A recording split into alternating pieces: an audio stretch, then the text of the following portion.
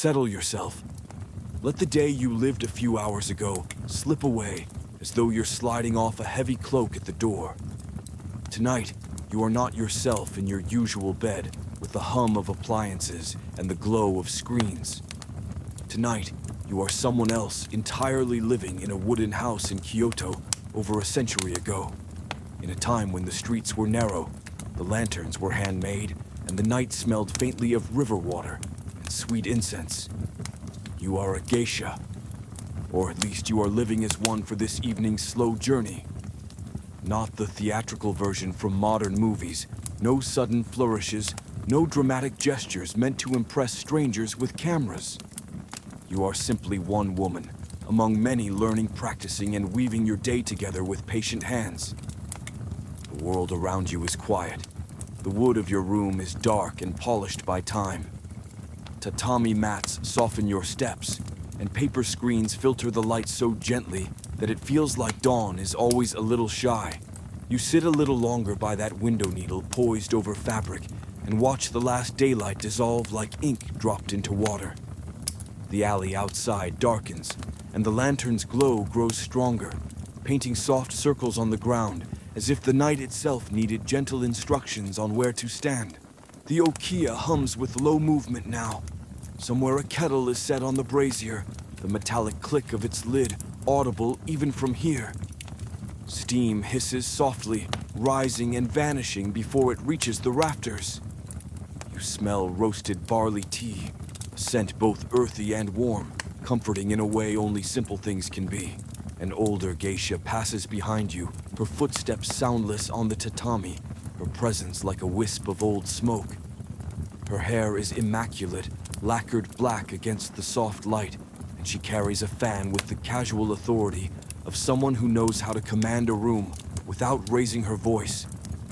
She doesn't look at you, and she doesn't have to.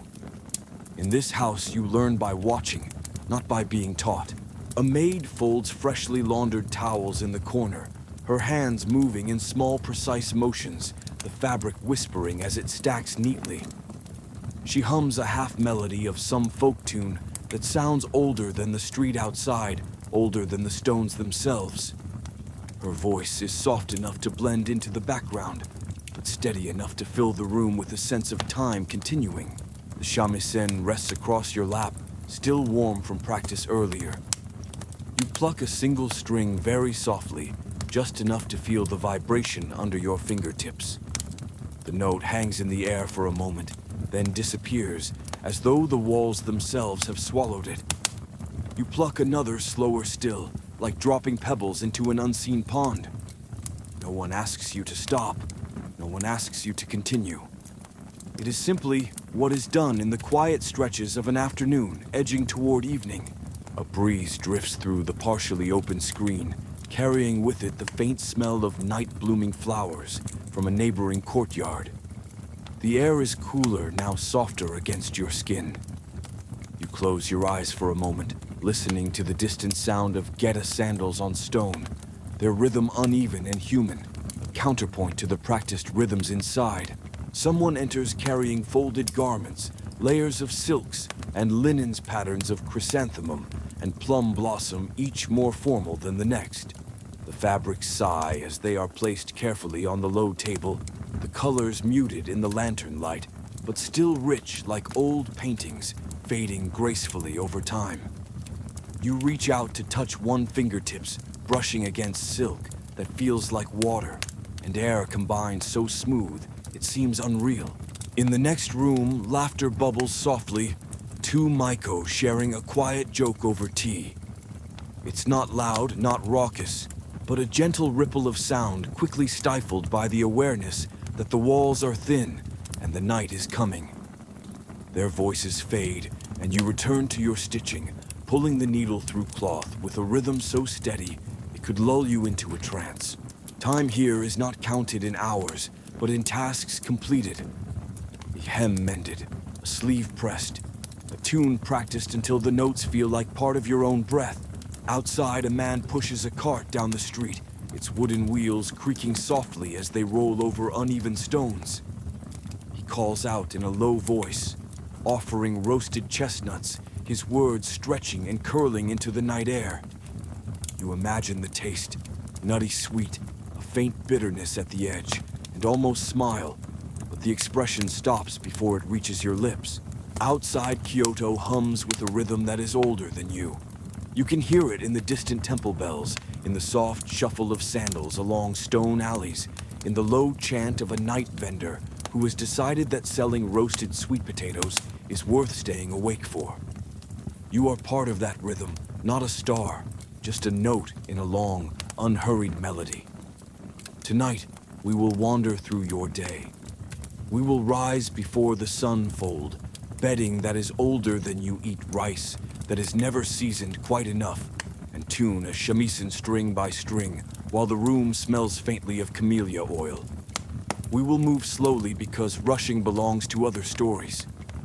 Here there is time. There is always time. Breathe in. Breathe out. Let yourself imagine the lantern glow on wooden eaves, the faint weight of a hairpin resting perfectly in place, the muted chatter of others preparing for the evening. There is no hurry. There is only this quiet world waiting for you. Someone lights another lantern near the entryway. The flame flutters, then steadies, casting long, wavering shadows on the wooden beams overhead. The beams themselves are dark, with age polished smooth by years of smoke and hands and time. You follow one with your eyes until it disappears into shadow, tracing its line like a thought you'll never finish. Evening deepens. A shallow gong sounds from somewhere in the distance, a temple marking the hour, its tone slow and full, vibrating in the air like a held breath. The sound drifts through the open screen and settles over the room, joining the soft hiss of the kettle and the occasional murmur of voices. Feels like a signal, though no one moves differently afterward. Life continues unhurried in its own dim rhythm. You take another sip of tea. It has cooled now. The roasted barley tastes softer, almost sweet. The cup is chipped at the rim, a flaw that feels more like familiarity than imperfection. You trace the chip with your thumb and set it down gently, careful not to make noise in a space that treasures quiet. A bell rings in the street, a vendor gathering his things, or perhaps a passing palanquin announcing itself. You can't tell, and it doesn't matter. The sound rises, fades, and is gone, leaving only the whisper of fabric being folded somewhere behind you. You lean back slightly, resting your shoulders against the wooden post near the window, and look out again. The alley is darker now, lanterns glowing like small captive moons, each one guarded by shadows. The air out there is damp, carrying the scent of river water, mixed with smoke from distant hearths. A cat slinks across the path, its tail high, vanishing into darkness as if it were never there. Inside, the mood remains soft, almost weightless despite the tasks. Hair ornaments are laid out in careful rows, ready to be chosen later, each one glinting faintly, like a memory caught in amber. You pick up a simple silver pin and turn it in your fingers, watching the lantern light catch on its smooth surface. It feels cool, solid, steady, a small anchor in a life of routine. A final chore remains. Before the evening, you sweep the tatami, gently gathering stray threads and specks of dust, guiding them into a neat little pile with deliberate even strokes. The broom bristles, scratch softly the sound, soothing, hypnotic. When you finish, you empty the dust into a small wooden tray and carry it out to the courtyard, where it joins the unseen accumulations of 100 other days. The night has fully arrived now. The sky above is a deep indigo, clouds stretched thin like rice paper. You stand for a moment in the courtyard, breathing in the cool air, feeling the faint grit of swept gravel beneath your sandals. Somewhere nearby, the sound of a shamisen drifts out from another house, its melody unhurried and low, wrapping around you like a soft shawl. When you return inside, the rooms are bathed in lantern light, warm and gold against the dark. The others move quietly, checking their hair one last time, smoothing sleeves, arranging obi knots so precise They might have been carved from wood. There is no rush. There is only care. You feel the weight of the day settle into your limbs, a pleasant heaviness like thick cloth. You sit once more, letting the hum of the house soothe you, and for a brief moment, you think about how this life is not grand, not loud, but full in its own muted way. You wake to the soft rustle of someone moving in the next room. The night's chill still lingers, clinging to the corners of the okia, like a guest who doesn't know when to leave. Your futon is thin but familiar, the cotton flattened by years of nightly wait, and you sit up slowly, letting your eyes adjust to the faint silver light seeping through the shoji screens. You rub your palms together to stir a little warmth.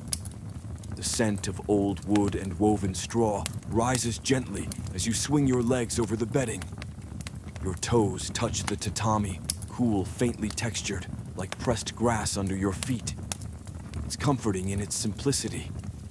It's also mildly insulting to bare skin at dawn, but you've learned to accept such things. A maid pads past the doorway, her steps practiced and silent. She carries a basin of water steam, curling upward like a spirit caught mid-thought. She places it near you, bows slightly without meeting your eyes, and disappears into the quiet again. And so segment 1 eases to its close. You remain there in the lamplit calm, breathing with the rhythm of a world that expects nothing but your steady presence. The night deepens, the house quiets, and you, still in that chair by the window, let yourself simply be. You remain in that chair still, as though stillness itself might teach you something. The air in the okia has its own personality, now warm near the lanterns, cool near the screens, carrying the faint whisper of sandalwood. It is the kind of scent that stays on fabric for weeks, a quiet signature that follows you wherever you go. A young maid pads past with a tray of tea bowls, each one a slightly different shape, because perfection is for temples, and death not for houses like this. She places them on a low table, with the same careful grace she uses for everything, an economy of motion that suggests years of practice, or perhaps just a fear of dropping things in front of the elder geisha. The tea is dark green, frothy at the edges, with that grassy bitterness that feels like discipline, disguised as refreshment. You are offered a bowl. It is warm in your hands, the ceramics smooth and faintly pitted from age. You take a sip, letting the taste linger sharp vegetal, then fading into something almost sweet. The liquid seems to clear your mind, like wiping condensation from a mirror. You look down at your reflection in the tea, distorted by the ripples, and think for a moment how strange it is to see yourself in something you're about to drink. Then again, this life is full of small strangenesses that you have learned to stop questioning. In the next room, you hear the careful rasp of a whetstone. A kitchen hand is sharpening knives, a sound soft but steady, like distant crickets on a summer night. You picture the glint of steel in lamplight, the even rhythm of stone and blade, the quiet necessity of sharpness in a world that values presentation even in simple meals. The hour creeps by. No one announces it. Time is measured here by tasks, by the slow transition from one mood to another.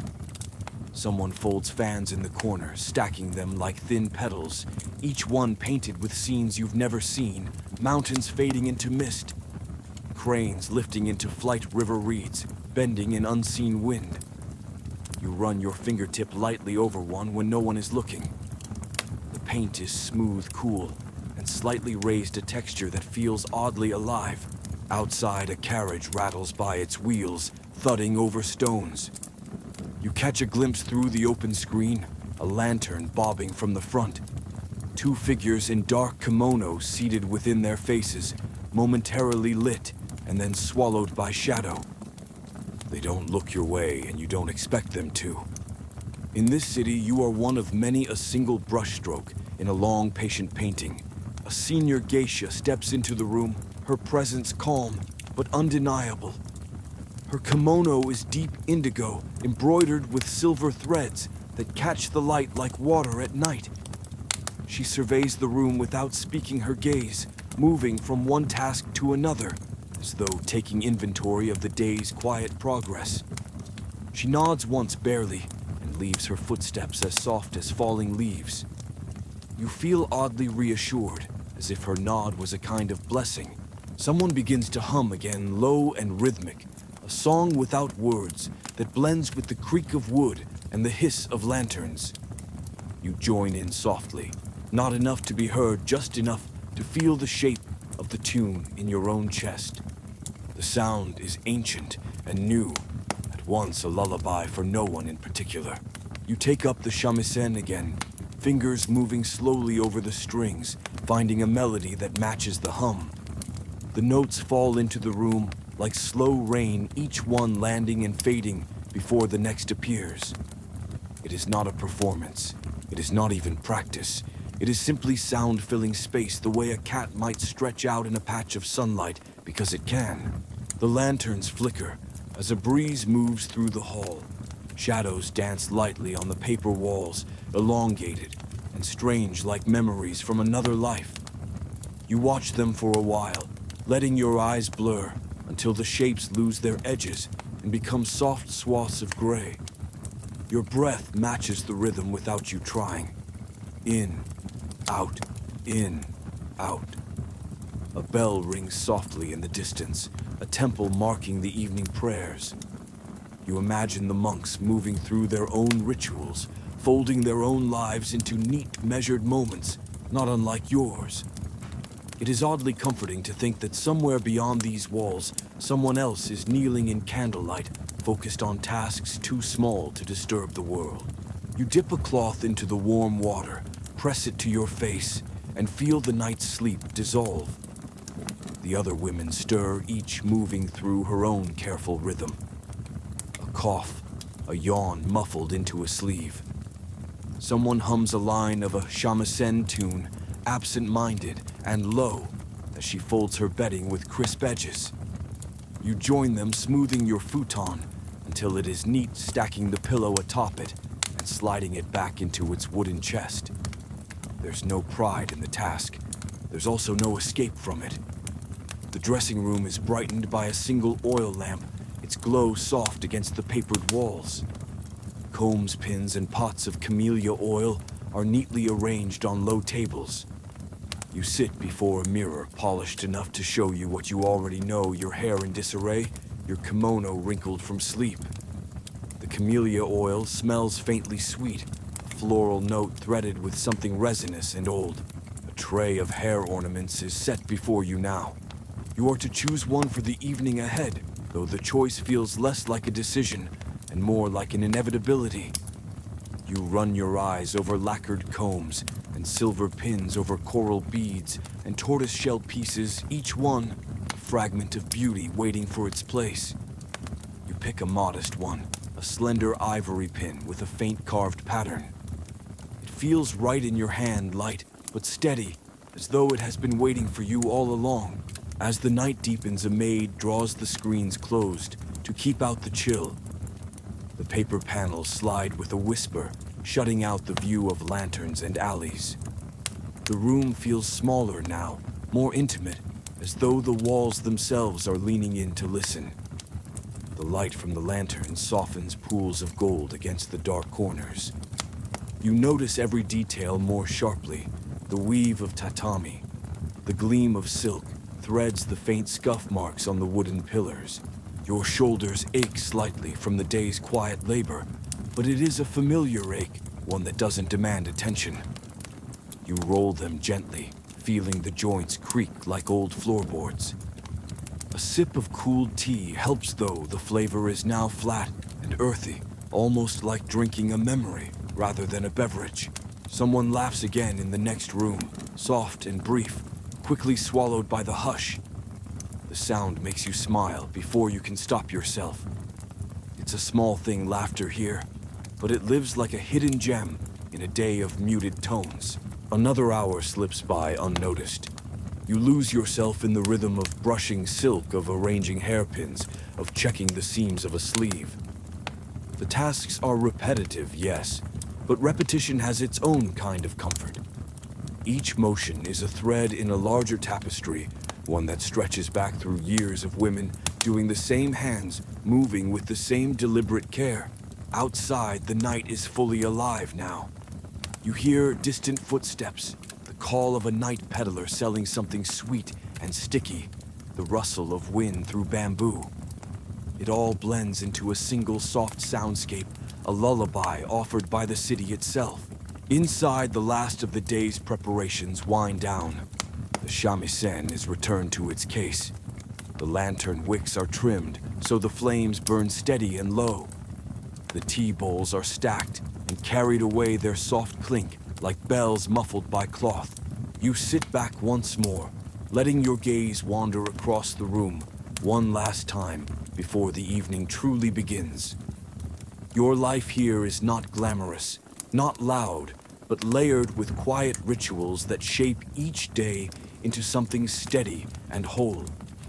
The world beyond the walls may be restless, but within them there is only calm. You breathe in the faint scent of sandalwood, feel the cool of the tatami under your palms, hear the last echo of distant music, and allow yourself to rest in that moment. Nothing else is needed. Nothing else is asked. And with that, segment 1 folds itself neatly like a well-tied obi. You are still by that window, still in that chair, still breathing with the rhythm of a life lived softly and with care. The lantern light hums, the night waits, and you drift deeper into that gentle world. You warm a little between your hands and smooth it through your hair, taming each strand until it lies obediently. You dress in layers, each kimono folded and draped with practiced care. The morning one is simple cotton, dyed in soft blues and grays, with a pattern of falling petals so faded it could almost be missed. The obi is tied with help from another woman, her fingers quick and firm, pulling the knot into place with the efficiency of someone who has done this hundreds of times. The fabric rustles softly, a sound like leaves brushed by wind. Downstairs, breakfast waits on low trays.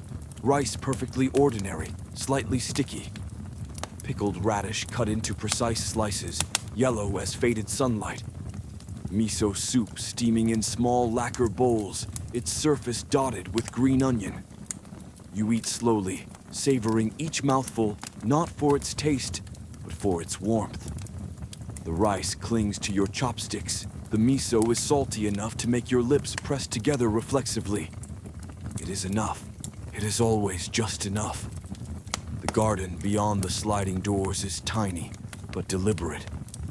A stone lantern leans slightly moss, softening its edges. The gravel is combed into neat patterns that seem to whisper of water and wind. You pause for a moment, chopsticks hovering above the tray, watching a single leaf drift down from a maple branch. The leaf lands silently on the gravel, breaking the perfection in a way that feels oddly beautiful. After breakfast, practice begins. The shamisen is cool beneath your fingers, the wood smooth from years of handling.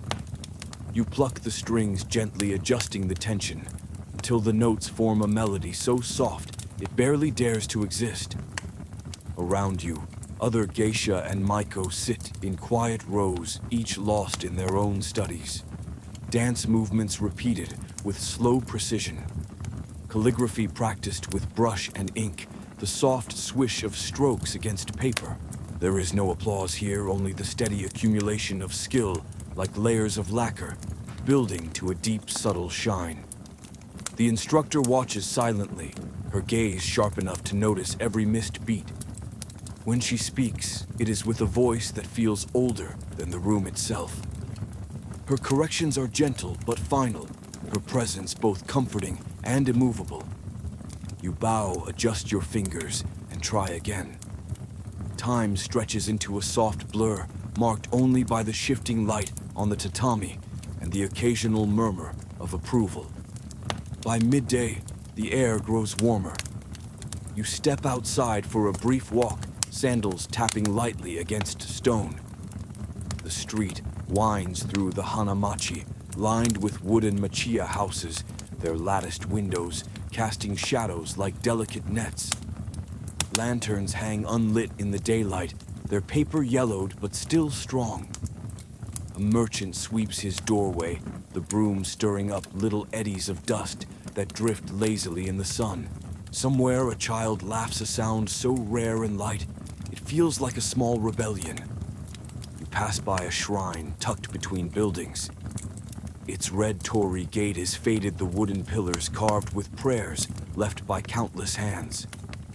A coil of incense smolders near the altar, the smoke drifting upward in slow spirals, carrying wishes you will never know. You pause, bow your head slightly, and move on. The city is alive, but not loud. It hums rather than shouts. Back at the Okiya, the afternoon is a time of preparation. Kimonos are aired out and brushed free of dust.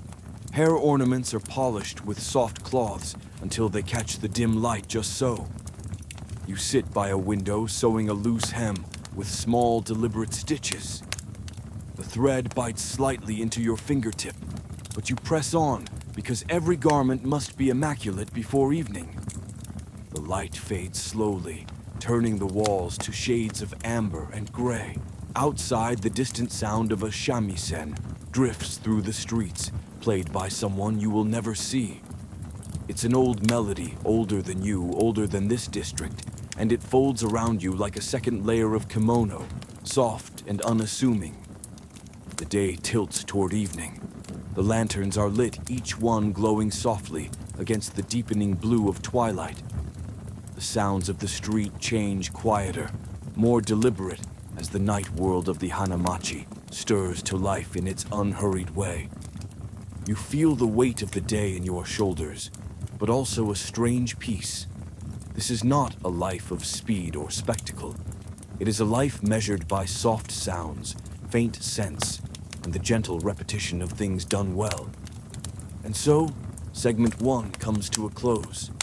You remain seated by that window, listening to the city hum around you, letting the rhythm of old Japan carry you softly toward rest. The lanterns have been trimmed, the tea bowls have been carried away. And as you sit in that hush between afternoon and evening, your mind drifts not forward, but backward. Back into the life of someone who lived here long before you. Someone whose days folded and unfolded in much the same rhythm. Her name was Katsuno, a name soft on the tongue, carrying a faint scent of plum blossoms and river mist. She lived here in Kyoto during the waning years of the Edo period, when the city still moved to the shuffle of sandals and the sigh of temple bells.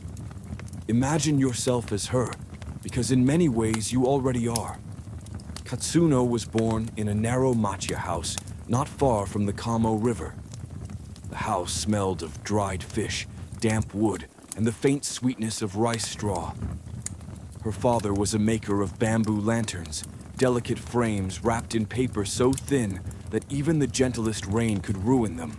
She taught them that beauty here was not in grand gestures, but in the slow accumulation of small, careful things. Years later, when her hair began to silver at the temples, Hanayo still moved with that same deliberate grace. The city outside changed, new shops, new noises, whispers of a world beyond the lantern-lit alleys, but within the Okiya time, folded back on itself like layers of silk. She sat by the same window, watched the same maple tree shed its leaves year after year, and felt the quiet satisfaction of a life well tended. One winter evening, she placed her shamisen in its case for the last time. Her hands lined and sure rested on the lacquered wood a moment longer than usual. No one made an announcement. No one needed to. The house simply shifted around her absence gently, like snow settling on a roof. And her name became a whisper in the hallways, spoken softly by those who still practiced the arts she had taught. Her story is not a dramatic one. There are no sudden rises, no spectacular falls. But in the quiet repetition of her life, there is a kind of music, steady and sure. It is the same music you feel in your own slow days here, the same rhythm in your own steps through these alleys and rooms. You sit a little straighter as the lanterns hiss softly, imagining her presence lingering in the grain of the wood, in the faint scent of camellia oil that never truly fades. It is comforting in a way to know that lives can be full without being loud. Comforting to know that someone long gone can still share a room with you in silence. Outside, the night deepens further. A single crow caws from somewhere unseen, then quiets. You hear a bamboo fountain in a distant courtyard, a slow, hollow knock as it tips and refills a heartbeat carved into wood and water. The sound is steady, reassuring, almost like Hanayo herself. Hanayo's days unfolded like long sheets of washi paper, thin, delicate, and deceptively strong. Each morning began before the sun, the Okiya still hushed lanterns trimmed low, the air smelling faintly of rice straw and last night's ashes. She would slip from her futon kneel in the corner to smooth its creases and move silently through the halls where paper walls glowed with the first hint of dawn. It was not a life of hurry. It was a life of deliberate motions, each one practiced until it felt inevitable. There were years when she trained Maiko so young they still mispronounced their own stage names, years when she kept her own performances modest to make space for their learning. She watched them struggle with fans that seemed too large, with geta sandals that wobbled like drunk birds, with shamisen notes that rang out like stubborn cats refusing to be herded. She corrected them softly, a tap of a finger. Here, a raised brow, there, never more than needed. It became something of a quiet joke in the house, how Hanayo could teach an entire dance without uttering more than 5 words. It was a joke spoken softly, of course, over tea that tasted faintly of seaweed and smoke. Some evenings after a performance, she would walk alone through the Hanamachi, past alleys lined with lanterns swaying in the night wind. The wooden lattice windows cast long shadows on the stones, and the night air carried the smell of grilled fish from a vendor closing up his stall. She would pass the same willow tree near the canal, its branches brushing the water like an absent-minded hand. There was comfort in the repetition, the sense that the city breathed in steady rhythm with her own steps. Even when the weather turned harsh, when snow layered the streets, or summer humidity pressed against her kimono, she moved with the same quiet grace, like ink gliding across paper. Her artistry was not the kind that drew crowds. It was the kind that drew sighs from those who noticed small things. The pause before a bow, the exact curve of a wrist, in dance the way a note on the shamisen could linger like a memory you didn't know you had. Patrons who sought fireworks rarely chose her, and she was fine with that. She knew her place, the one who soothed, who steadied, who reminded everyone that art need not shout to be heard. There were nights when she returned from the tea house with coins tucked carefully into her sleeve, the weight of them comforting, but never enough to change her life. She handed them to the Okasan without ceremony, watching as they were recorded in neat brush strokes in the account book. Debts were a constant companion in Okaya life, and each coin was another step on a path that always seemed just a little longer than expected. Yet she bore it lightly, as though the burden were woven into her obi along with the silk threads. When spring festivals arrived, the house buzzed softly with preparations, kimonos brushed until the patterns glowed, hair ornaments laid out like jewels in the dim light. Hanayo's role was not to dazzle, but to anchor, to step into the quiet parts of the evening and hold them steady. She would sit by the window, applying a light touch of white powder to her face. The smell of the rice-based paste, faintly sweet and chalky. The mirror reflected her calm expression, eyes half-lidded, as though the world beyond the glass moved too fast to bother with. At the festivals, lanterns floated on the river, like captured stars, each one carrying a prayer or a wish. Hanayo would stand among the crowd, her sleeves brushing softly against those of others, and watch the lights drift downstream. She never placed her own lantern. Perhaps she thought her life was already what it needed to be, or perhaps she kept her wishes so close they didn't need a boat. She would hum a melody under her breath, one no one else could hear, and then return to the okia when the night grew cool. Her mother mended them when they tore her hands deft and quiet her needle darting through paper like a silver dragonfly. Katsuno spent her early years underfoot, watching her parents' hands shape light out of bamboo and glue. She learned the sound of sharp blades on bamboo slats, the feel of rice glue drying between her fingers. But there was little money, and her father's back grew weary of bending. One winter, when the lantern orders were thin and the cold crept through the walls, the decision was made. She would be sent to an okia, a chance they called it. A path, perhaps even a future. The okia was not grand when she first saw it. It was a house like many others, its wooden beams darkened by rain and years. Yet there was something in the air, a quiet order, a fragrance of incense and camellia oil, the soft rustle of silk behind paper walls that told her life here would be unlike the life she left behind. Her friendships were quiet ones, built on shared silences and the soft clink of tea bowls. There was Ume, who laughed more often than was polite, and Shino, who could mend a kimono sleeve so perfectly you would swear it had never been torn.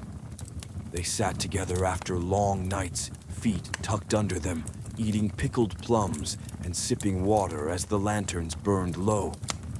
They spoke of patrons in gentle tones of changing seasons of rumors that the world outside Kyoto was shifting in ways they could hardly imagine. Sometimes they said nothing at all, letting the hush between them stretch like silk over a frame. When word came that her father had passed, Hanayo did not cry in front of anyone. She sat a long time by the small garden in the okia, watching a lone carp circle the pond, its movement smooth and endless.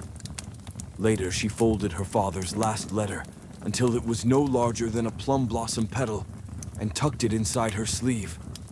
She played her shamisen that night with a tenderness so soft that even the patrons grew quiet, their usual chatter stilled, as though they too felt the shift in the air.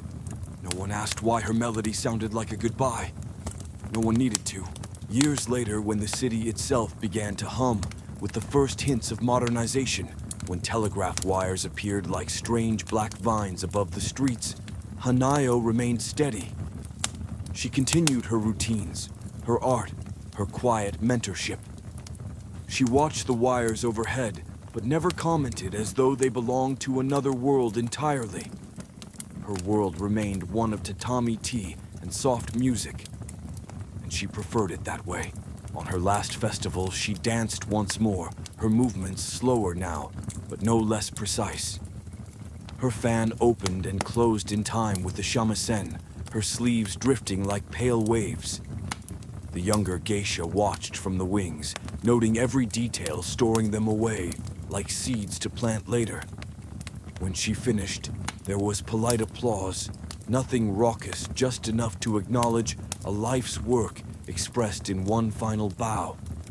She returned to the okia, hung her fan carefully on its peg, and sat by the window long into the night, watching the lanterns sway. When she eventually left this world, she did so as quietly as she had lived. No grand farewell, no dramatic announcement. Just one evening when her chair remained empty, her shamisen untouched. The younger women still spoke her name softly, not out of sadness, but out of respect. Her presence lingered in every fold of fabric, every note of music played in that house. And in a way, she never truly left. You feel that now, sitting in this okia yourself, in this imagined life, stitched gently into your mind. The lanterns still hum. The night still smells faintly of camellia and old wood, and Hanayo's quiet rhythm beats on like a soft drum you can feel, but not quite hear. Her world, though small in radius, was immense in texture. Each day, each month, each season carried its own slow-turning palette, like a painting you lived inside rather than hung on a wall. Spring was her favorite, though she never said so aloud. It wasn't the blossoms, those were predictable, but the way the air itself changed. It carried a faint, damp sweetness, like wet paper drying in the sun, and the stone alleys glistened with a sheen that made them look almost polished. On certain mornings, she would step out early to fetch something mundane, a roll of thread, a pot of camellia oil, and pause by the bridge just long enough to watch the river water curl around its stone supports.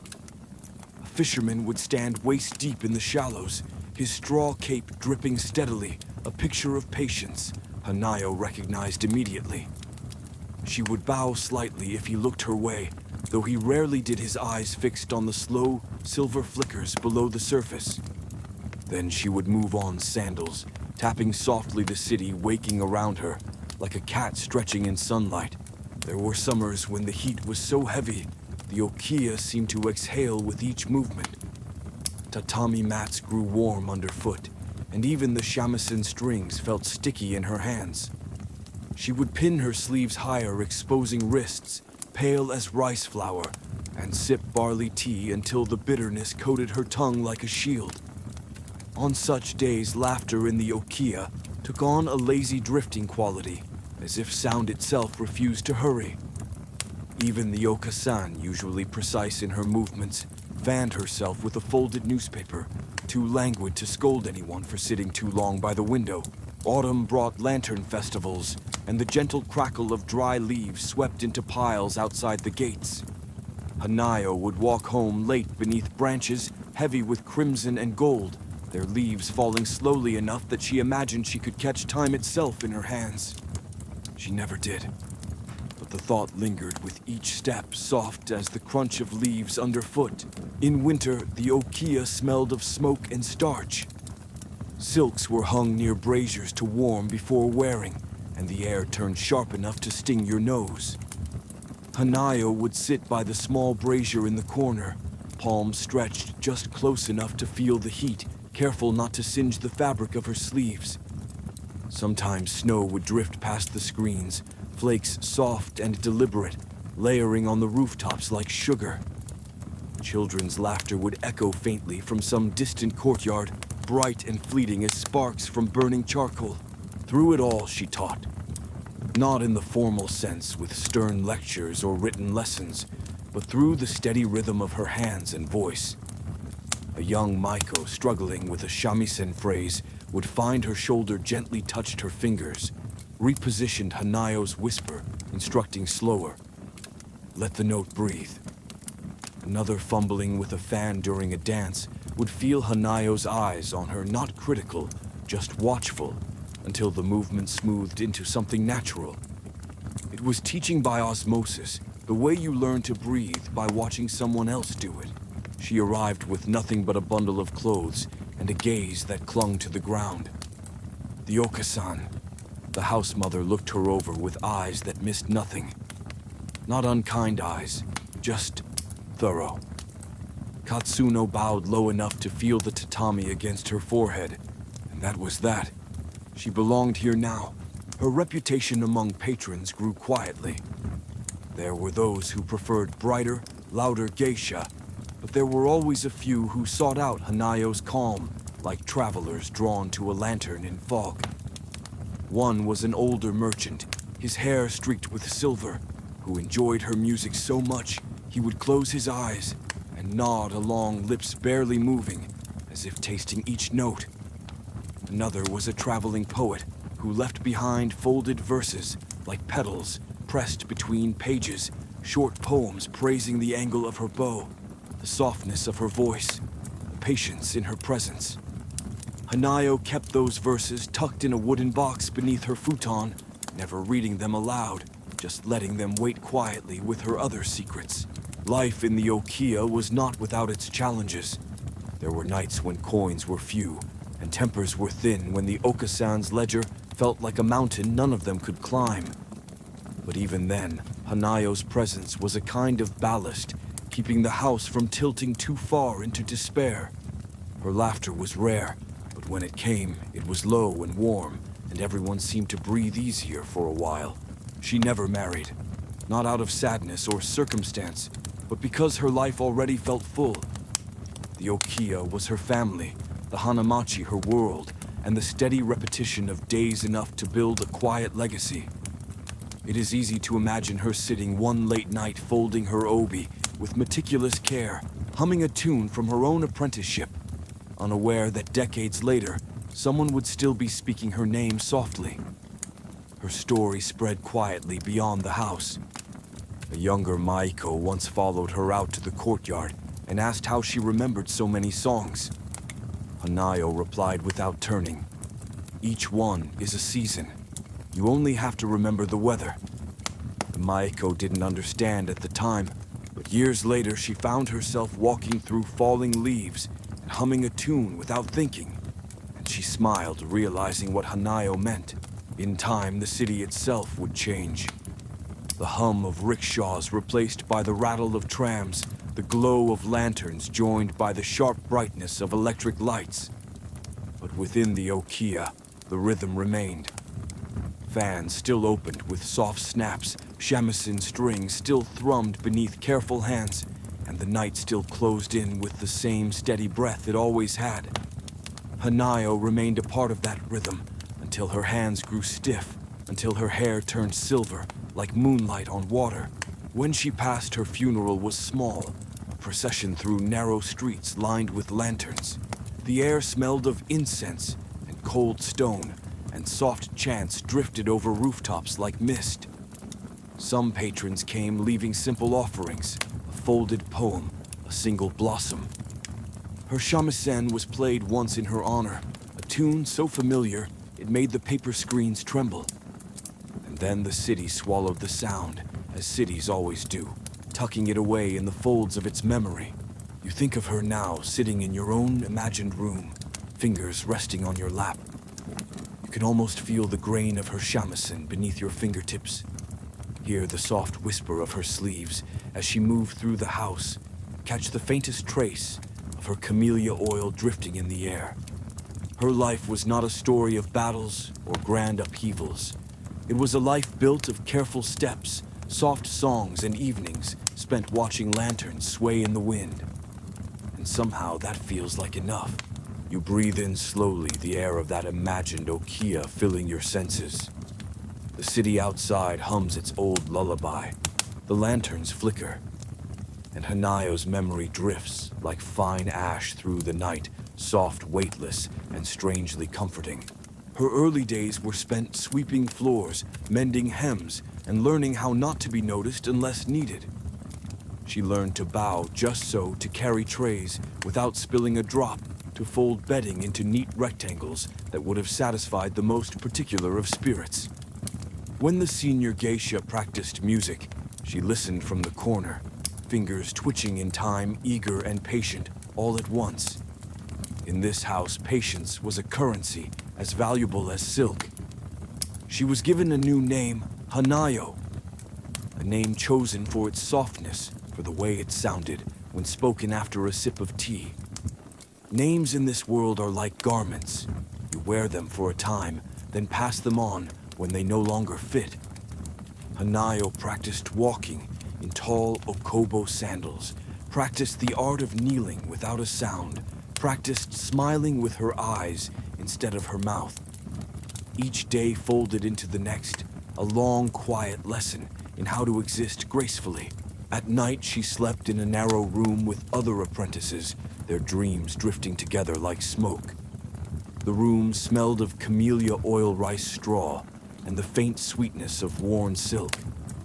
They whispered in the dark about the senior geisha, their voices soft and conspiratorial, like sparrows nesting under the eaves, who danced most beautifully, who spoke most gently, who had the loveliest combs.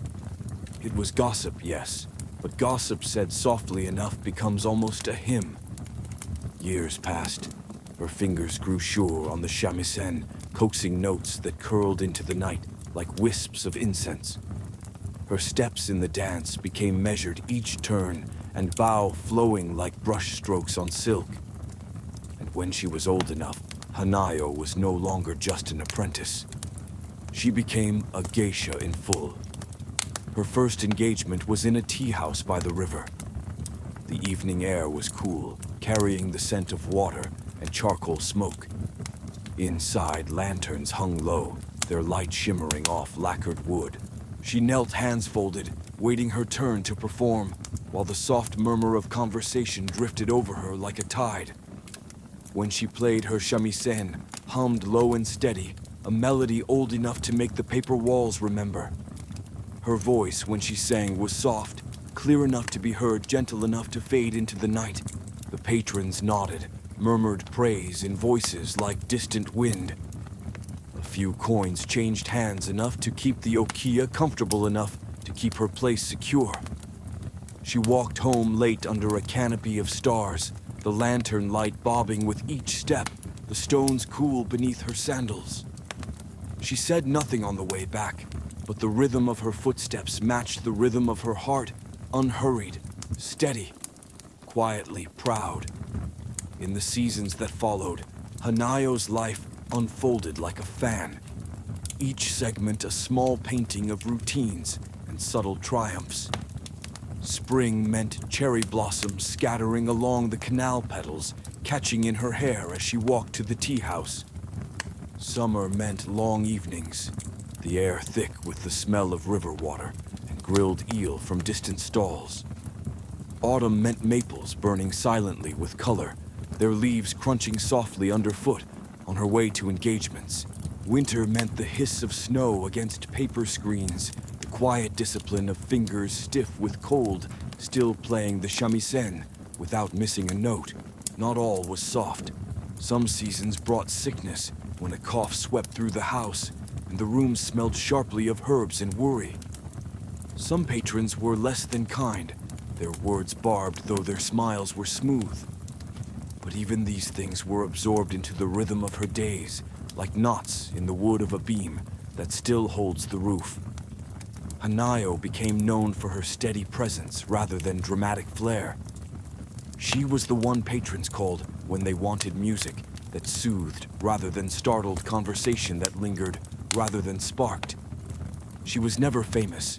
She was simply reliable. And in this world, reliability is its own form of artistry.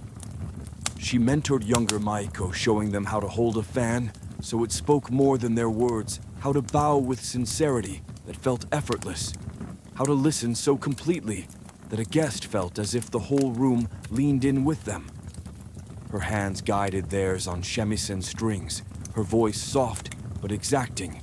Night folds itself around the Okiya like layers of soft silk, and you find yourself drawn not to people but to the quiet things that share the room with you.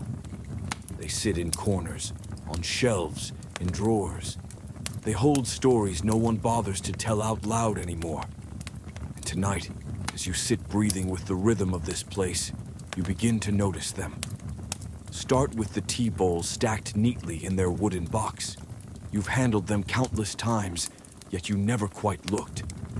The glaze is uneven, soft ash gray, merging into a deep brown, like dusk bleeding into night. One bowl has a thin golden seam, where a crack was mended with lacquer and powdered gold. You trace it with your fingertip, feeling how smooth the repair is, how quietly proud it seems of its own survival. It strikes you as a lesson no one thought to teach, with words that brokenness can be part of beauty, not a reason to hide in the dark.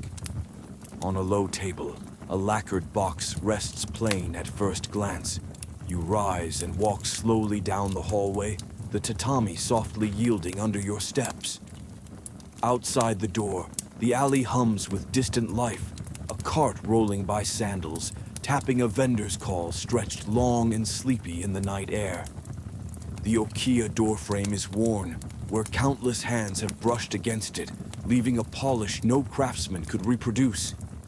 You place your hand there for a moment, feeling the wood's coolness, the groove of generations. It feels like pressing your palm to history itself, intimate and ordinary, all at once. Back in the room, you notice the tea caddy sitting near the brazier. It is small, rounded, lacquered in black with faint gold flecks. Inside is powdered green tea, fine as dust, with a scent that is both grassy and sweet, like a field after rain. You open it, breathe in slowly, and close it again, careful not to spill even a grain. There is something almost ceremonial in such a simple act, as though the object demands respect through its very quietness.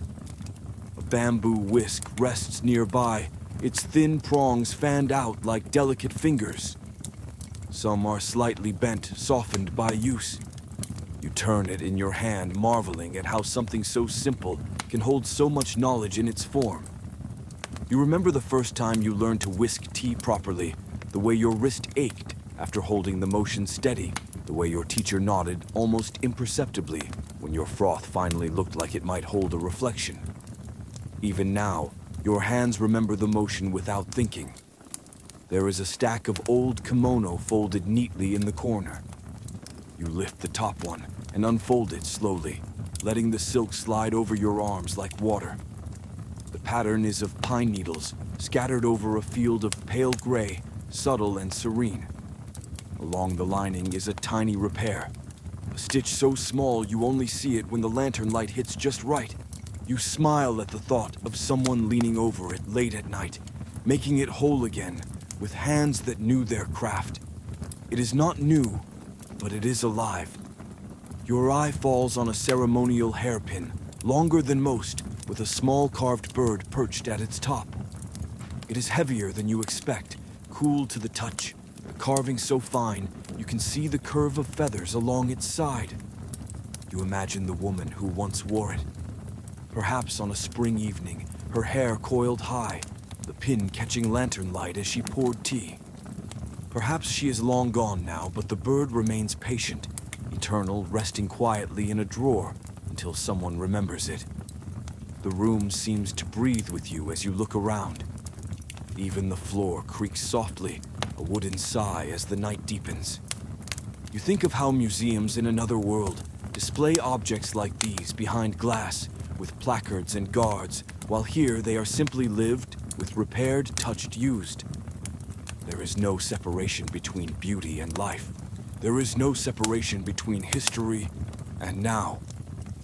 You sit again, letting the silence settle, and think of how rituals are not always grand ceremonies. Sometimes they are as small as the way you fold a cloth, or the way you place your sandals neatly, or the way you bow your head slightly when passing a shrine no one else notices. You realize you have been part of these rituals all along, moving through them without thought until now when you finally see them. And seeing them feels like finding hidden paths in a place you thought you knew. Outside, a wind stirs, carrying the scent of river water through the screens. The lantern flame flickers, painting brief, gentle waves of light across the ceiling. Close your eyes for a moment, letting those scents and sounds and textures weave together into something larger than words. It feels like being part of a tapestry, woven so long ago, no one remembers when it began, but everyone still adds a stitch each day. And so you sit, calm and steady among objects that speak without voices and hold stories without endings. You stay seated, still letting your gaze move slowly over things you have seen every day and never truly looked at. It is strange how objects can live beside you, like quiet roommates asking for nothing, holding so much. A narrow shelf by the far wall holds folded hand towels, each one edged in embroidery, so small you wonder whose eyes were sharp enough to stitch it. A blue wave pattern rolls along one edge, almost invisible against the faded linen. You run your fingers over it and feel the tiny ridges like the lines in someone's palm, each stitch a heartbeat frozen in time. Next to those towels sits a clay water jar. It is unremarkable to most, rough thick, with a lid that wobbles slightly. But if you look closely, the glaze is full of tiny bubbles, like stars trapped in stone. The inside smells faintly mineral, as if it still remembers the mountain it came from. You smile at the thought of someone shaping it while their children played outside, perhaps pausing to wipe sweat from their brow before pressing the clay back into form. The jar does not care that no one claps for it. It holds water just the same. The inkstone on the low writing desk is worn into a shallow valley. Black ink stains its edges, the scent faint but persistent. You imagine years of brushes pressing there, the soft grind of stick against stone, the swirl of water turning black like storm clouds gathering in miniature. You dip a brush in clear water now, though you do not write. You watch the liquid darken, as if absorbing secrets, and it feels strangely satisfying. You wonder how many haiku began on this very stone, how many letters of love or apology or quiet duty were born here. In another corner, a bundle of folded furoshiki cloths rests. Each one is patterned differently, some bold, some subtle, all softened by years of tying and untying. You unfold one, carefully revealing a faint scent of starch and plum. It has carried everything from books to rice balls, from gifts to broken combs wrapped carefully for repair. It is the kind of object that never complains, no matter what you ask of it. You tie it again slowly, feeling the fabric slide through your hands and set it back in its place. The okiya itself feels like a living thing, full of layers and whispers. Every beam overhead is carved with tiny chisel marks, some accidental, some decorative, all softened by time. The paper screens show faint outlines of repairs, patches made so skillfully, they are invisible unless you know where to look. One patch is cut from a slightly different paper, and in certain light, it glows faintly warmer than the rest. It is a quiet reminder that perfection is a story we tell ourselves, not a thing we ever truly hold. You rise and walk slowly down the hallway, the tatami softly yielding under your steps. Outside the door, the alley hums with distant life. A cart rolling by sandals, tapping a vendor's call stretched long and sleepy in the night air. The okiya doorframe is worn, where countless hands have brushed against it, leaving a polish no craftsman could reproduce. Place your hand there for a moment, feeling the wood's coolness, the groove of generations. It feels like pressing your palm to history itself, intimate and ordinary all at once. Its corners are rubbed faint by years of touch, its surface carrying the faint scent of camellia oil and old cedar. Inside are hair ornaments laid out in shallow grooves, ivory pins etched with patterns of bamboo and mist, tortoiseshell combs with their teeth worn smooth, each one carved with scenes waves, cranes chrysanthemums caught in a wind you can almost feel.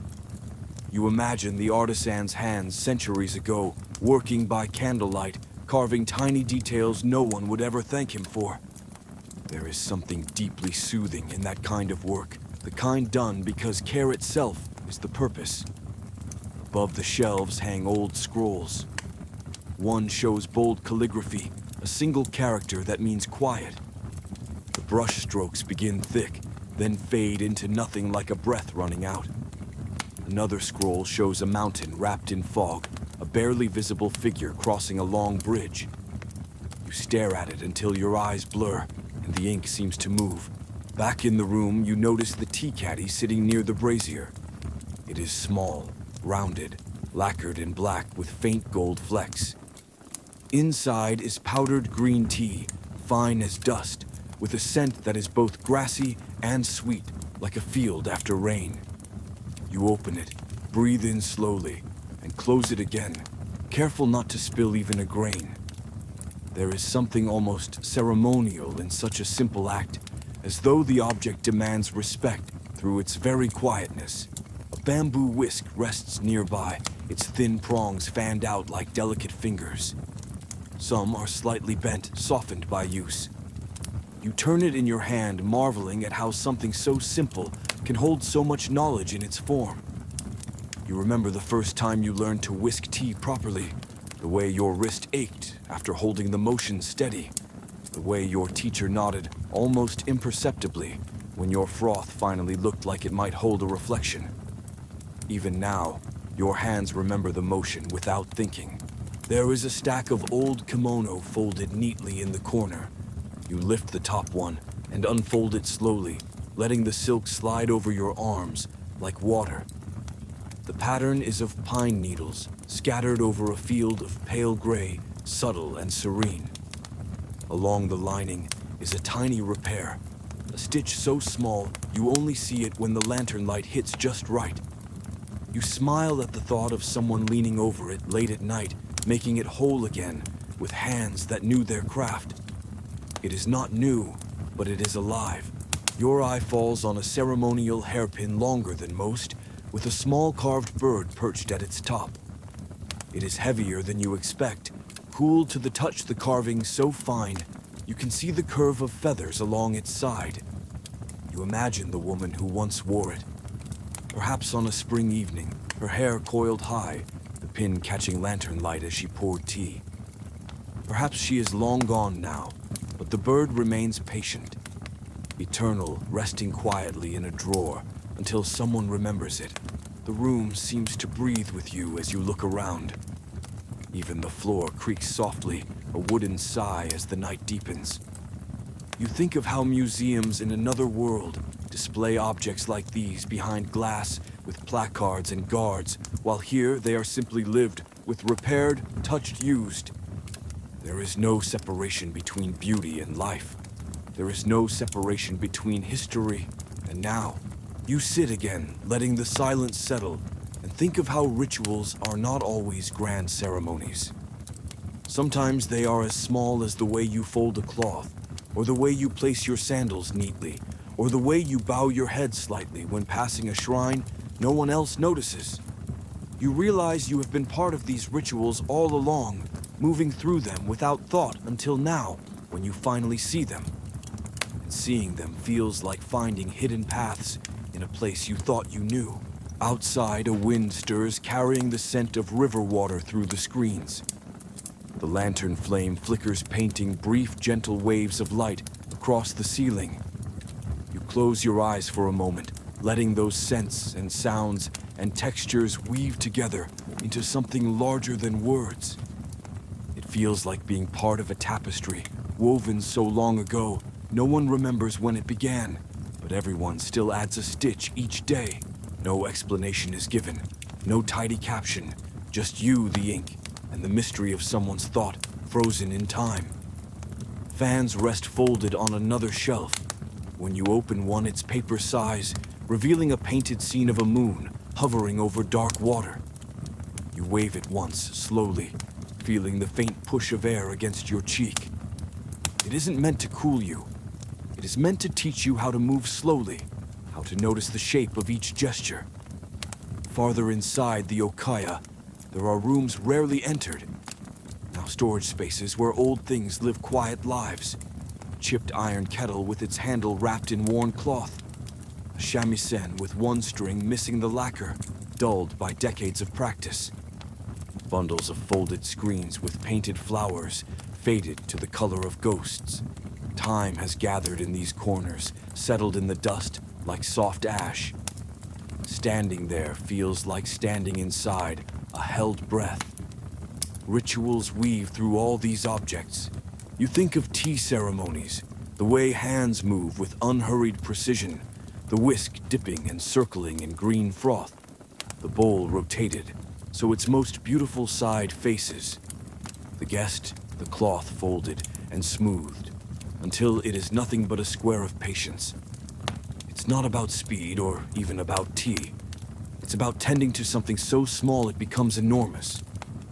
Combs are cleaned the same way every time. Set on a cloth brushed with tiny wooden picks tucked into cedar-lined boxes to rest until needed. Obi are tied with the same ritual, fold tuck. Pull smooth repeat until the fabric lies flat and dignified as if it never moved. Even sandals left at the doorway are placed side by side, toes facing out, so the next person's departure is effortless.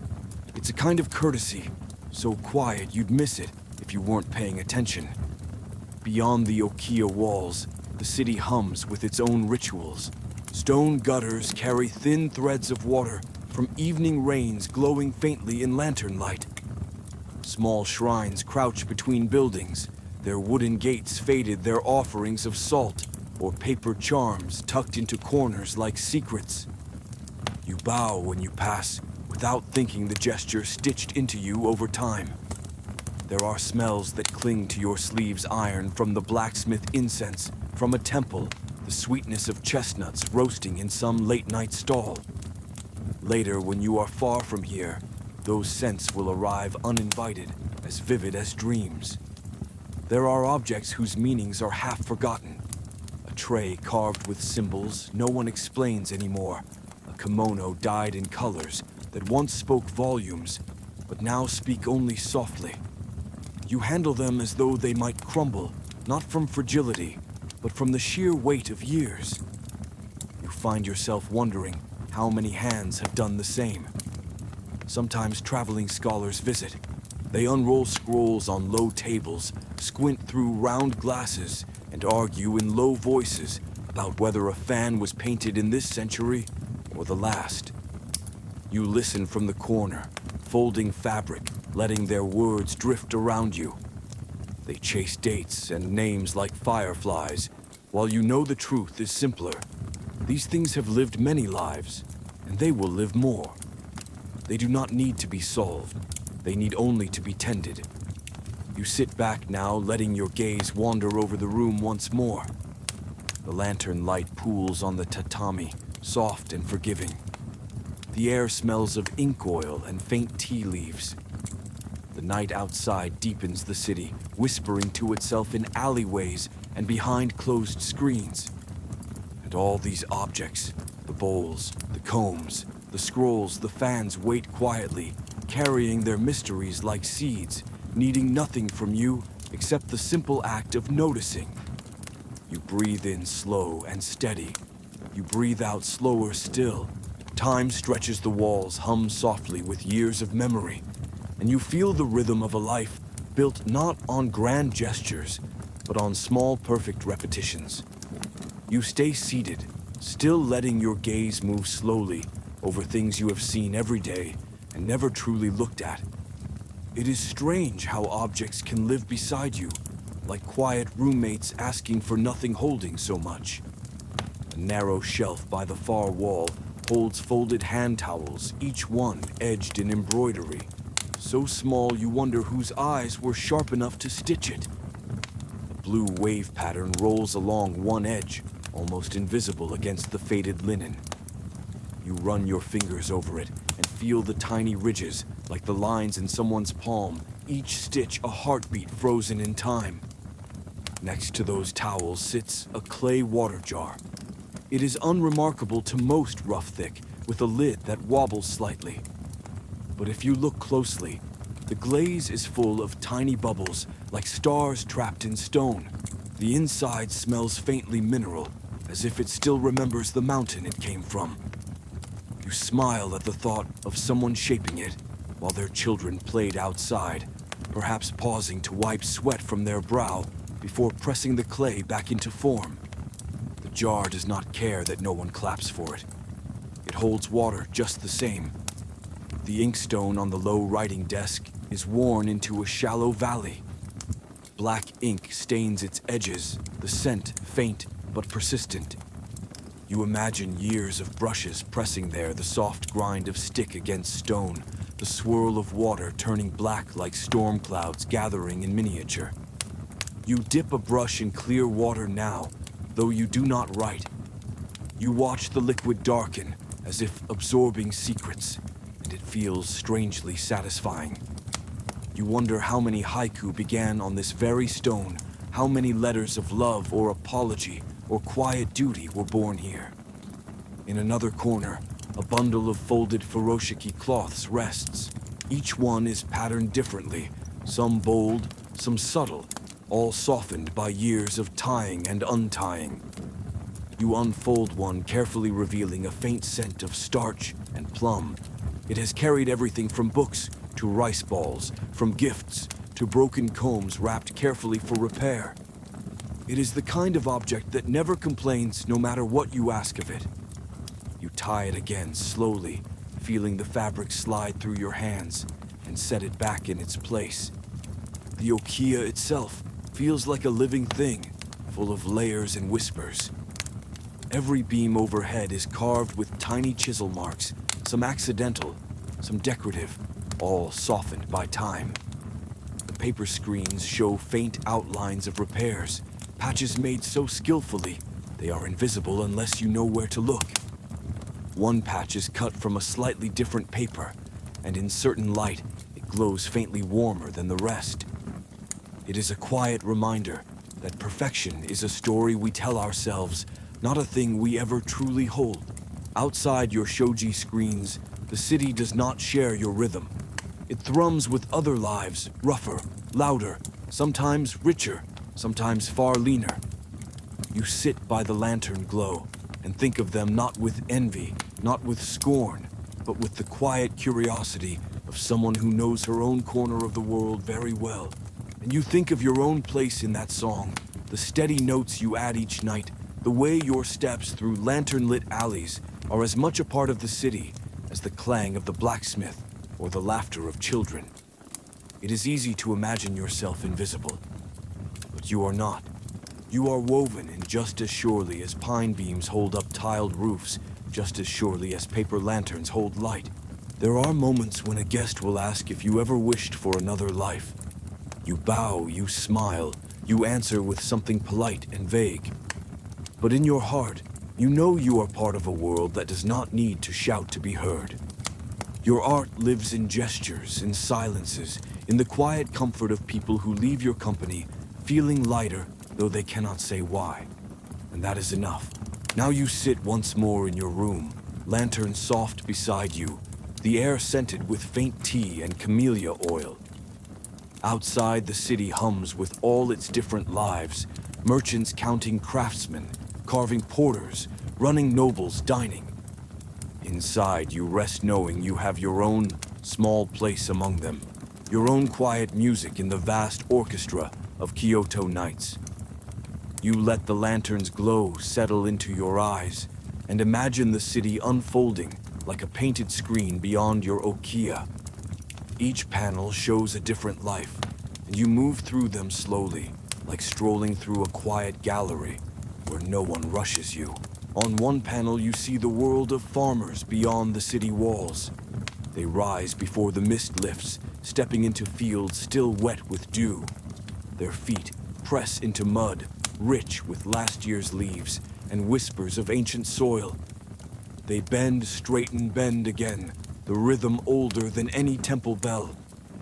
You picture them sharing barley tea in cracked cups at midday, wiping sweat with sleeves patched by wives who sew in the flicker of firelight. Their lives are heavy with seasons, droughts, floods, harvests, but they carry them lightly because there is no other choice. It makes you wonder as you sip your own tea how many cups of rice in the okia were first born in those distant paddies, unseen hands planting for unseen mouths.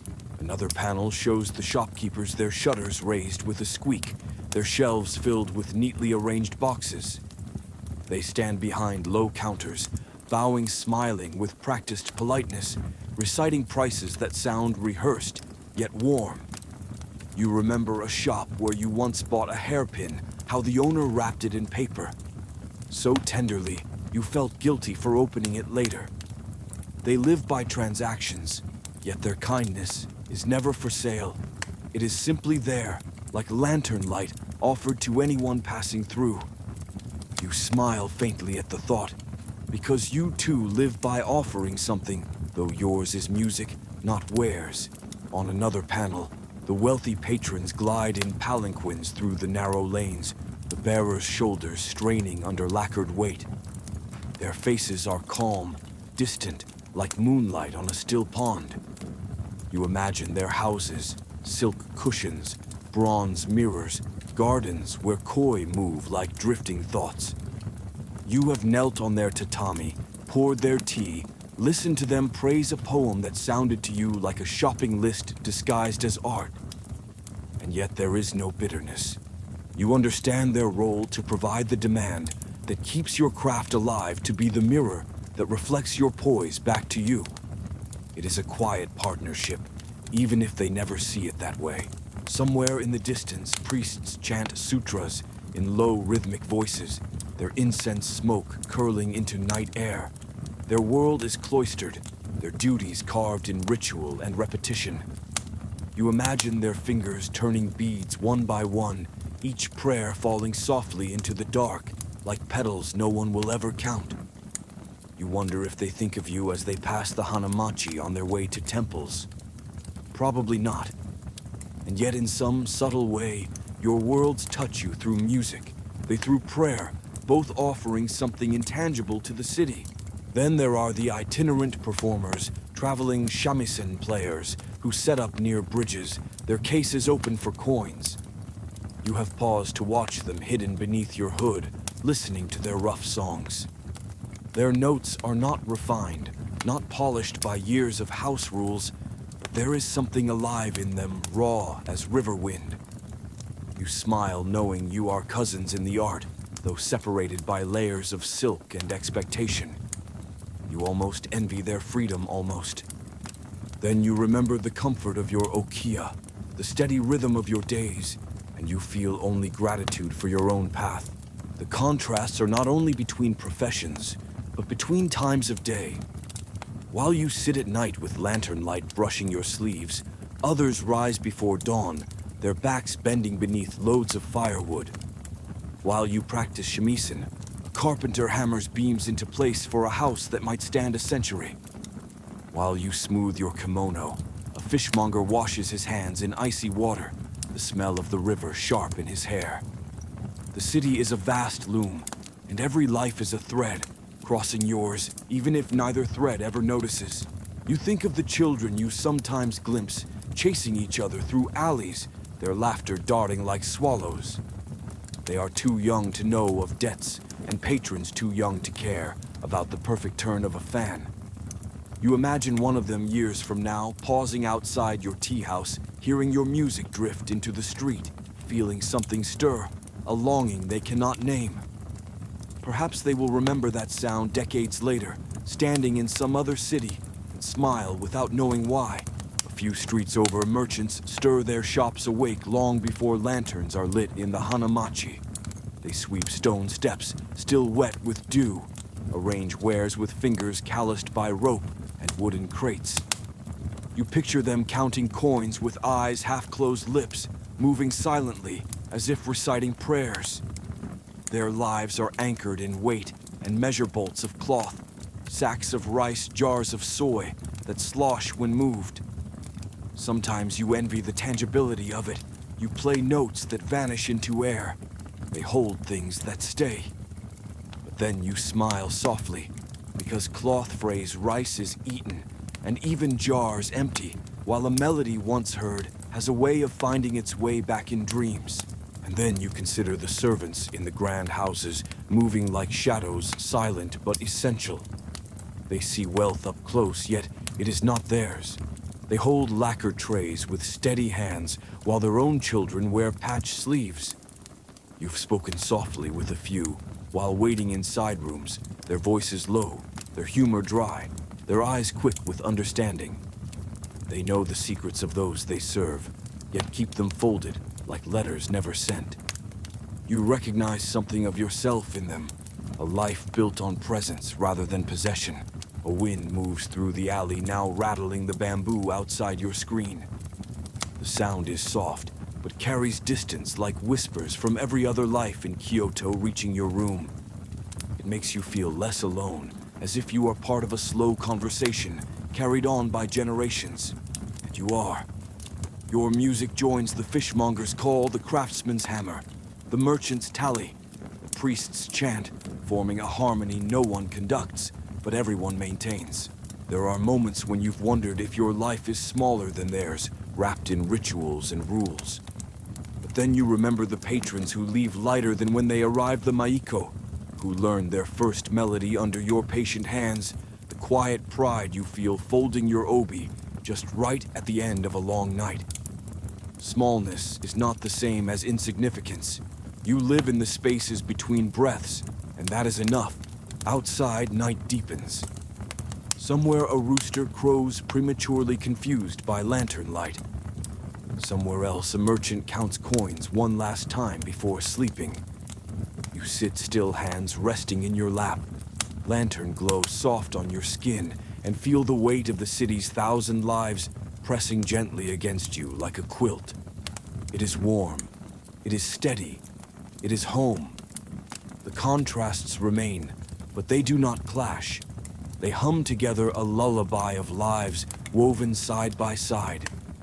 You close your eyes for a moment and hear it, a distant hammer, a whispered prayer, a child's giggle, the faint twang of a shamisen string.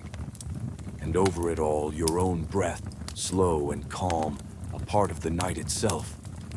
The lanterns have burned low, their flames reduced to small embers, trembling behind paper screens. You sit quietly in the dimness, feeling the slow ache of a day that was never hurried, and therefore never exhausting. The room is still yet full of presence, as if every object, every sound, every shadow has settled into its rightful place. You breathe in, you breathe out, and the world outside continues softly without you needing to watch it. You think back to the rhythms you've lived in this house, how each morning began with the simple sound of tatami creaking under bare feet, how each evening ended with the brushing of fabric, the folding of obi, the extinguishing of lanterns.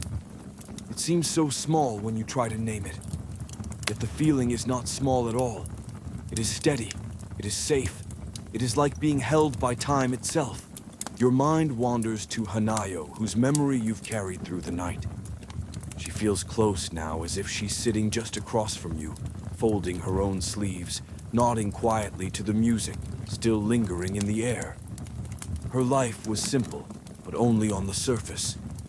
Beneath it ran deep currents of patience, skill, and care. You realize with a kind of tender amusement that your own life is shaping itself in similar layers, whether you meant it to or not. There is comfort in that, knowing you belong to a lineage of small, deliberate actions that outlive their makers. Outside, the city has quieted. Even the merchants have closed their shutters. Even the distant chant from the temple has faded.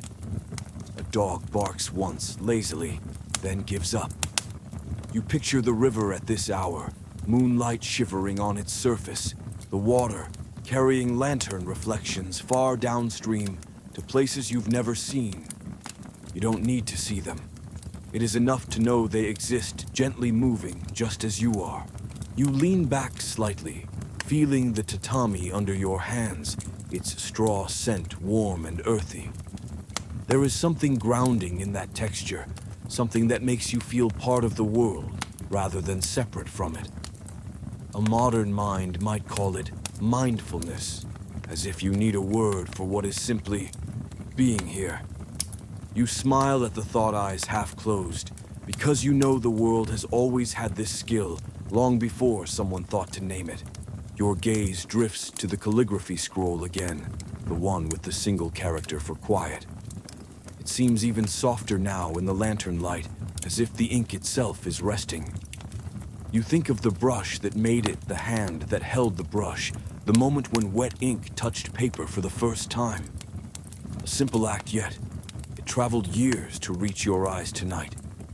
You let that thought sit with you like a guest who asks for nothing. Further beyond, craftsmen lean over workbenches under dim lamps. A woodcarver's blade shaves, curls that smell of pine sap and rain. A potter's hands sink into clay, pressing and turning, shaping vessels that will outlive all of you. You imagine them pausing at dusk, stretching stiff shoulders, unaware that their bowls will sit one day in some tea room where your music drifts through the air. They are not geisha. They are not patrons. Yet their hands shape the world you live in quietly, like earthworms turning soil no one praises. Somewhere in the rafters, wood settles with a low sigh. You imagine the beams remembering the day they were raised, the hands that lifted them into place, the laughter and sweat of carpenters long gone. Their work still holds your roof. Their echoes still hum in the night. It makes you feel both very small and very cherished. You take another slow breath and think of the different worlds beyond your screen.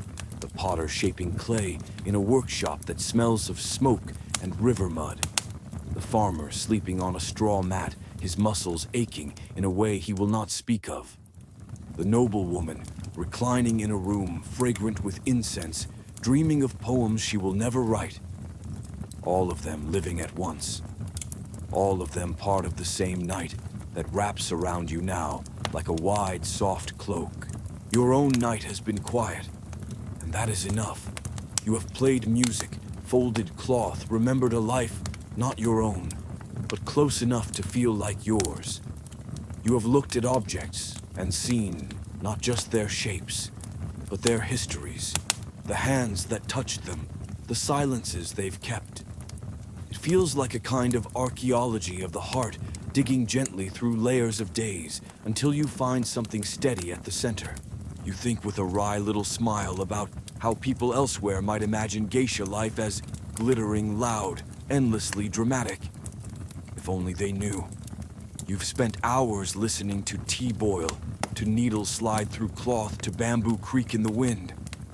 Your most exciting moment might have been a lantern flickering unexpectedly. And yet, in the hush of this night, you can't imagine wanting anything else. There is a richness in quiet that no theater curtain could ever offer. Your body feels heavy in the way that only comes after a day, lived fully but gently. The weight is not fatigue, it is belonging. You rest your hands on your lap, feeling the smoothness of your kimono sleeves, the faint coolness where silk meets skin. You close your eyes not to escape the room, but to sink deeper into it, to let its smells and sounds and memories seep in like warm tea. The lantern flame flickers again, then steadies. You think of all the lives that flame has illuminated before tonight, and how many more it will, and you feel strangely timeless. Your breath slows, your thoughts wander in soft circles to the fields, to the shops, to the gardens and shrines, and back again to your own quiet room. It strikes you then gently that life is not measured in great leaps, but in these small repetitions, the folding of fabric, the plucking of strings, the steady sweep of a broom. That realization settles into you like a warm stone in a cold hand. It is enough. You are enough. The night deepens further. Outside, a faint drizzle begins tapping softly against wooden eaves, a rhythm so even it could lull anyone to sleep. You listen to it without thinking, letting it merge with the faint hum of your own heartbeat. The city breathes with you. The past breathes with you. And you breathe in, return calm and slow, present in this single perfect moment. You feel the edges of wakefulness begin to blur. The room softens. The lantern light spreads out like a golden mist, and the quiet you've been sitting in all night wraps itself around you like a final silk layer. If dreams come, they will be gentle lanterns floating on a river, notes from a shamisen slipping through the dark petals, falling in a courtyard no one has swept yet. And even if they don't come, that's all right. You have the night itself to keep you company, so you rest there as countless others have a small life woven into the larger cloth of a city, a time, a tradition. Your eyes close. The lantern hums, and the Okia, with all its quiet stories, watches over you until morning. And then there are the elite, the ones whose sandals never touch the mud, whose sleeves sweep tables set with lacquer and porcelain. You have knelt before them in tea houses, your voice measured, your eyes lowered, while they discuss poetry and politics, as if both were the same game played with different dice. They live in houses where sliding doors open to gardens the size of your entire Okia, with ponds so still the koi seem carved from stone.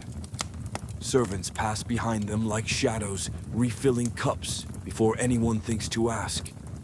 You watch them sometimes behind your lowered lashes and wonder what it feels like to live in such carefully tended abundance. Perhaps it is lighter, perhaps it is heavier. At times the contrasts are amusing. You recall a wealthy guest fretting over the tiniest chip in a porcelain bowl, while outside the tea house a farmer sold sweet potatoes from a basket with one broken handle, smiling as if the world owed him nothing more than the pleasure of a sale. You think about how both men eat their food the same way bites you swallow no matter what the vessel looks like. The thought makes you laugh quietly to yourself, a laugh that never reaches your lips, only your eyes. Then there are those in between the clerks, the messengers, the porters who trot past carrying bundles larger than themselves. They weave through the streets with practiced grace, dodging puddles, bowing quickly to shrines, nodding to acquaintances. They are the pulse of Kyoto, quick and constant. You watch them from your doorway, sometimes letting their footsteps fade, and you feel a strange kinship, as though your soft notes and their quick steps are both necessary to keep the city breathing. Inside, your Okiya life is layered with silk and ceremony, but you remember, as you fold your obi each night, that outside people sleep on straw mats, beside open windows, waking to roosters and smoke rather than bells and shamisen strings. The contrast humbles you. It anchors you. It reminds you that beauty and hardship are not opposites. They are threads woven through the same cloth. Sometimes patrons speak of distant places. Edo Osaka ports, where foreign ships loom like strange animals. They speak of gold of tea from far shores of clocks that tick in rhythms unfamiliar. You listen, your head tilted, your fan resting lightly against your sleeve. You imagine those ships, those clocks, but you do not long for them. Your world is smaller and somehow more complete. There is no need to chase the horizon when lantern light and tatami mats have already taught you enough about time and space. On rare mornings when errands take you beyond the Hanamachi, you pass by neighborhoods that feel like another century entirely. Women scrub vegetables at roadside wells. Children dart between houses. Men haul barrels with ropes digging into their shoulders. The air is thick with scents, charcoal river water, drying fish, and the sounds are unpolished, unarranged, the music of work and survival. You pause unnoticed and watch the rhythm of their lives for a moment. It is not better, not worse, just different, like another verse in the same long song.